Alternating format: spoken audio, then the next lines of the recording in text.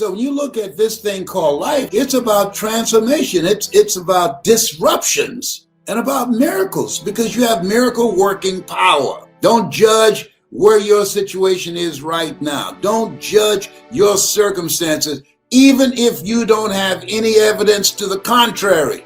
Judge not according to appearances. What do you mean by that, Les? It's because of the fact that we're talking about right thinking, right words, right feelings, right relationships, and the right environment. You got to create an environment for you to win. And you got to expect to win, a perpetual sense of optimism. When they diagnosed me with 4th stage cancer, that stirred up a fight in me. When all of a sudden, out of New York said, Les Brown has been diagnosed with prostate cancer. Our brother is dying. Pray for him. And by the time I got home, phone was ringing off the hook. I got angry. Now I look back, that was a good thing he did.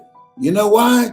Because I said, he doesn't know me like that. How are you going to put me in the ground already? How's he going to do that? As if I'm just going to say, okay, they said that I got cancer, so I'm going to die. But there are people who do that every day. But there's some people defy the odds. Defy the odds. 8 out of 10 millionaires have been financially bankrupt. You know why? They defied the odds. They lost everything and they came back. I interviewed a young man last night. His name is Zach Benson. Zach was a break dancer and he was very good. When I interviewed him, I had no idea where this was going. I did not know his story. Listen to me, you got a story. And people who want to monetize this story, like I'm going to be working with Zach, and your story on how you overcome stuff, how you dealt with stuff, will be a survival guide for somebody that's going through it right now, who have a sense of optimism and expect things to get better. They see their situation as temporary. So Zach was a break dancer, young guy, 28 years old. And in practice, he landed the wrong way and injured himself.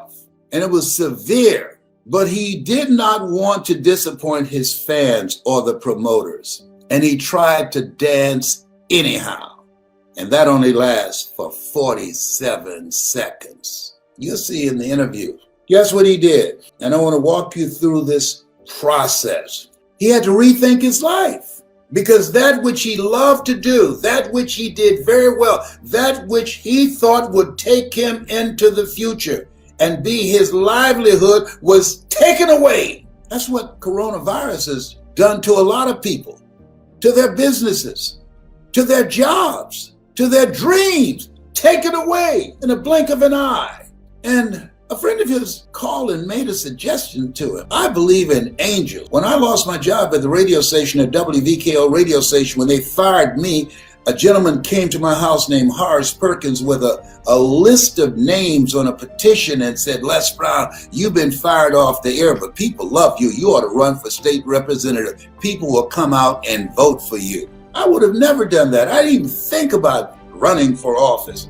I was known for bringing out the vote and inspiring people to register to vote. So at any rate, he brought these petitions to my house. To make a long story short, I ran for state representative against a 22-year incumbent and won, hands down. There's something else. When one door closes, another door opens that eye has not seen, ear has not heard, nor has entered the heart of mankind what God has in store for you. There's some things that happen to you, but there's some things that happen for you. And guess how they come about? When you realize that life is about transformation, disruptions, and miracles. You have miracle working power. And so Zach, because he landed wrong, it ended his dancing career, his break dancing career.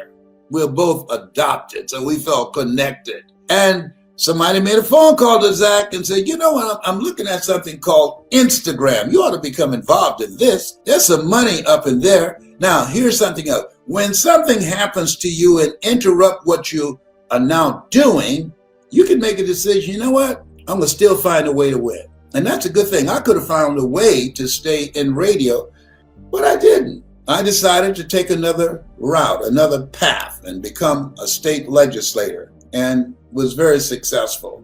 But he decided from the phone call that he got, he was going to look into Instagram. And so this is a time that maybe you need to be willing and open to looking at something else. And that's what he did. And when you're open to learn something else, if you're not willing to learn, I always say this, no one can help you. But if you're willing to learn, no one can stop you. This is a time for you to look at your life, look at where you want to go, look at what you want to do. And let me warn you, don't look at where you are. Don't look at your bills. Don't spend time talking about what has happened to you. Keep thine eyes single. Hold a vision of yourself being successful in the future with whatever you do. That's what you want to do because your thoughts have magnetic power. Where focus goes, energy, persistence, faith, and determination flows. That's why we're taught to keep thine eyes single, so you can align yourself and get ready to win, to create the next greatest version of yourself. I reinvented myself. You can reinvent yourself. Start asking yourself, what is it? What talents? What gifts? What miracle working power in me I haven't called on yet? Greater is he that's in you than he that's in the world. You got miracle working power. You're here for a reason. You've been chosen. You've been picked out to be picked on because you have miracle working power in you. There's something in you the world needs. You are going down the wrong path. And so, you know what? There's been an intervention. There's been a disruption. Say, oh, no. I got something else for you that's bigger and better than that. And so, listen, I went from the Miami Sanitation Department working for Sears as a salesman, selling television sets door to door, being a disc jockey, a community activist, a state legislator, and now a voice of transformation around the world. Are you kidding me? What a mighty God we serve. I'm here because of his grace and mercy. And so are you. Don't forget it. You're no accident. You got to become defiant. This thing called life, it's about a fight. There are a lot of people that are talking about all the people dying from the coronavirus. Guess what? There are far more people that are living like my daughter Serena, like my son-in-law Will. And they've been fighting, and they are winning. Life is a fight for territory. And once you stop fighting for what you want, what you don't want will automatically take over. I want you to write this down. Think about something that you want to do in your personal life, in your professional life, in your health, in your relationships. Who is it that you don't need to deal with, be in relationship with, communicate with? Life is like an elevator. The higher you go up, like those spaceships, the higher they go up, they let certain stuff off because it's too heavy. Yet some people just too heavy when it comes to drama. When you have goals and dreams and you want to fine tune your life and approach to life, you want to create a drama-free zone. No drama up in here. You ain't got time for it. A lot of people don't know what time it is. A lot of people don't know how different things are. They don't know. They have no clue. There are three kinds of people. There are people who make things happen, people that watch things happen, and people that don't know what happened. That's the majority. And they'll be standing in line somewhere, hoping that somebody with mercy and pity will look in their direction. No! Hey, listen here. You've been given authority and dominion over everything on the face of the earth. Listen to me. Be defiant. Be willing to learn something. Keep moving in the direction of where you want to go. Continue to fall forward. This thing has not come to stay, it's come to pass. And as you look at your goals, I read something. Preparation is very important. I read this and I said, I like this. You must prepare for success, even if there is no indication of it. You must prepare for success, even if you have become accustomed to failure.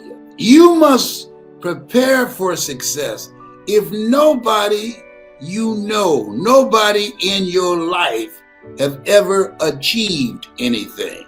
You must prepare for success. Take the time to prepare and prepare hard. Nobody in my family has done what I've done, but I didn't let that stop me. I didn't let that stop me from feeling that this life that I'm living now wasn't available to me. when I was going through foreclosure or eviction, or when I was hiding my car at my cousin Boo's house. And I learned a long time ago the best way to get back on your feet is to miss 3 car payments. You got to step up your game plan. You've got to look at this for what it is. Something's happening up in here, and it's different. And there's no time to sit around and say, well, why did this have to happen to me? Why not you? Who would you suggest? You got to be like Zach Benson. Deal with it. Got to deal with it. I'll never forget when I was unloading the truck, going back to the house I moved my mother out of. My mother told me, hold your head up, boy. You have nothing to be ashamed of. Hold your head up. You have nothing to be ashamed of. And when you lift up your head, let me tell you something. Oh, anybody can have faith when you got a job, your marriage is working, you got money in the bank, your children acting like they have good sense. Nobody looked at you and told you that you're terminally ill. Oh, you can have faith then. But faith not tested can't be trusted. Listen to me. Listen to me. You don't know how strong you are until you have to be strong. And most people, they choose. It's always a choice. It's always a choice. Zach Benson, check him out. In the interview I did with him on my Facebook after my conversation with you, Jack Benson could have become depressed and turned to drugs and all type of self-sabotaging behavior, as many people do every day.